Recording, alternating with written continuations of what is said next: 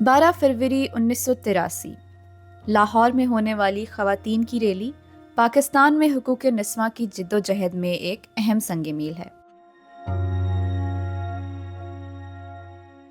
خواتین بڑی تعداد میں لاہور کے مال روڈ پر جمع ہوئیں اور اس وقت کے آمر جنرل ضیاء الحق کے مارشل لاء میں قانون شہادت اور دیگر حدود آرڈیننس کے خلاف بھرپور احتجاج کیا۔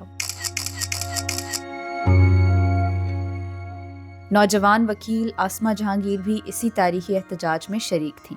12 فروری 1983 کی تاریخ ساز ریلی میں شریک روبینہ بتاتی ہیں کہ آسمہ جہانگیر نے دیگر خواتین کے ساتھ احتجاج کے طور پر اپنے دوپٹے جلائے اور پولیس اہلکاروں کے سامنے ڈٹ گئیں۔ ان کا رول میں سمجھتی ہوں کہ بہت اہم تھا۔ دیکھیں، ایک تو وہ لائر تھیں اور بہت ہی بریلینٹ ایکٹیوسٹ۔ ان کے اندر جو اسپارک تھا نا، جو ان کی کیرزمیٹک پرسنالٹی تھی اور جس طریقے سے وہ سب لوگوں کو اپنے ساتھ ملا لیتی تھیں، کیوں ایک ایک لڑکی کو جا کر وہ حق کرتی تھیں، ایک ایک سے وہ محبت سے انہوں نے وہاں پہ بات کی۔ ان کے اندر ایک چیز تھی، اور کیوں ہم آج اب تک ان کی اس لیگیسی کو لے کر آگے چل رہے ہیں۔ ان کے اندر بہت ایکٹیوزم وہاں بھی ہم نے دیکھا، وہ آگے بڑھیں، وہاں بھی جا کر ان لوگوں نے دوپٹے بھی جلائے اپنی اور ساتھیوں کے ساتھ مل کر، اور پھر پولیس کے آگے جس طریقے سے ڈٹ کر جو آنکھیں دکھانا، ملٹری ڈکٹیٹرز کے آگے جو ڈٹ جانا، یہ بات ہر ایک میں نہیں ہے، یہ ہر ایک میں ہو بھی نہیں سکتی۔ میں سیدھی بات کروں گی کہ ایکٹیوسٹ وہی ہوتا ہے جو اپنے اندر کچھ چیزیں لے کر اپنی ان چیزوں کو نکالتا ہے۔ اگر ہم ان چیزوں کو اندر لے کے بیٹھے رہیں، اگر ہم کسی چیز کے خلاف ہیں، تو آسمہ ان چیزوں کے خلاف تھی۔ آسمہ کا وہ باتیں ہمیں وہاں پہ نظر آئیں۔ وومن رائٹس ایکٹیوسٹ خاون ممتاز کے بقول اس دن سے آسمہ جہانگیر کا ملٹری ڈکٹیٹرشپ کے خلاف عزم نہ صرف پختہ ہوا، بلکہ وہ انسانی حقوق نسواں اور پسے ہوئے مظلوم لوگوں کی آواز بن کر ابھریں۔ She was first of all very sensitive and a very good friend. I mean, she always had the vision to see the other person's point of view. And my experience, gradually we got to know, we worked together, we fought together. Lekin I found her also a very soft side to her also. And she was very, very bold and courageous and brave. جو چیز کہنا چاہتی تھی, there were no holds barred. And I think she also had a very good group of people to advise her, seniors who gave her the wisdom, gave her, the directions, helped her think through things. So she was very lucky that way, and she herself was a bold person and understood law. She was a good lawyer. کتنے مشکل والے cases اس نے لیے. If you look at them, they were all very, and I think each case strengthened her resolve as a human rights activist. سلامت مسیح کا case for instance, اس کا وہ جو دی سامیہ سرور, all these people, I mean, I think the two sisters stood out for their human rights activism and their knowledge of it, knowledge of the law. She started her work in one of these senior well-known lawyer firm.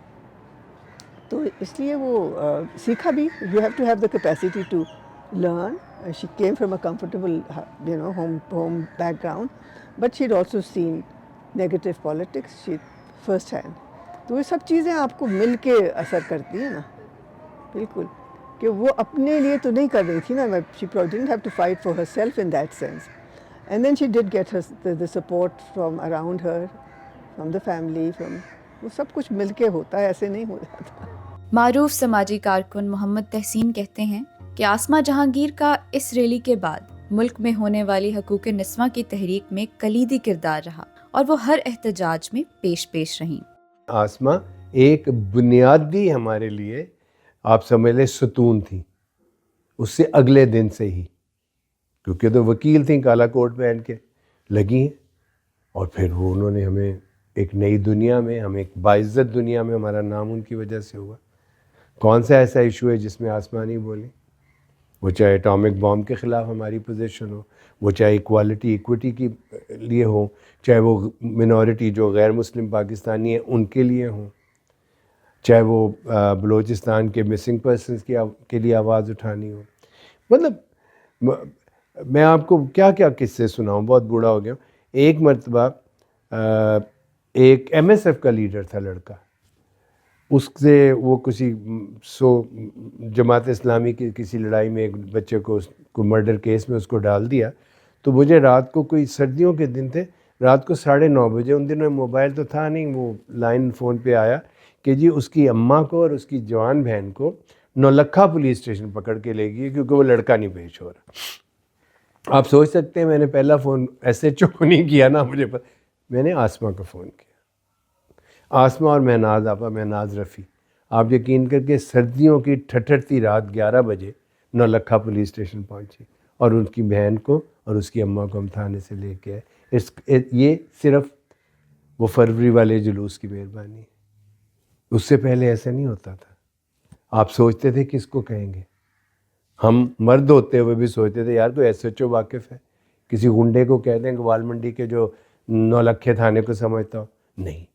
تو اس کے بعد تو ہم سب جانتے ہیں کہ motor bike بھی غلطی سے چوری ہو جائے تو آسما کو وکیل کر لو، اس نے کبھی نہ ہی نہیں کی بیچاری نے. وہ ایک ایسی ہستی تھیں جن کے پاس، جنہیں قدرت نے یہ صلاحیت دی تھی کہ وہ ایک تھوڑے ٹائم میں، جیسے میں پہلے کہہ رہی تھی کہ کوئی واقعہ ہوا ہے تو لوگوں کو اکٹھا کرنا کہ اچھا اب ہم نے اس پہ پروٹیسٹ کرنا ہے.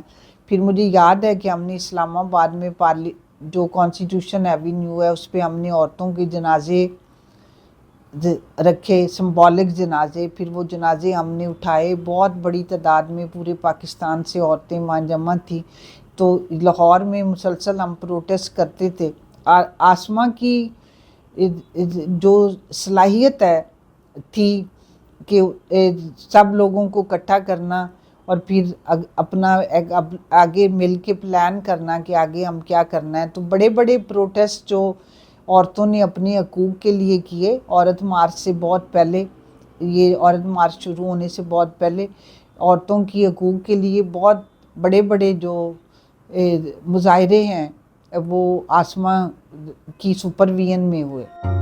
11 فروری اسی نڈر اور بہادر آسما جہانگیر کی برسی ہے، جو آج سے 42 سال قبل آمریت کے بت کے سامنے دیوار بن کر کھڑی ہوئیں اور آنے والی نسلوں کو پیغام دیا کہ شخصی آزادی اور رول آف لاء کے لیے جدوجہد کرنا ہر انسان کی بنیادی ذمہ داری ہے. آج کا دن ہمیں یہ یاد دلاتا ہے کہ جب جہاں ضیاء الحق پیدا ہوں گے، وہ اپنے سامنے آسما جہانگیر کے جمہوری اور انسان دوست نظریے کو ڈٹ کے کھڑا پائیں گے. آپ کی خبر، آپ کی آواز، voicepk.net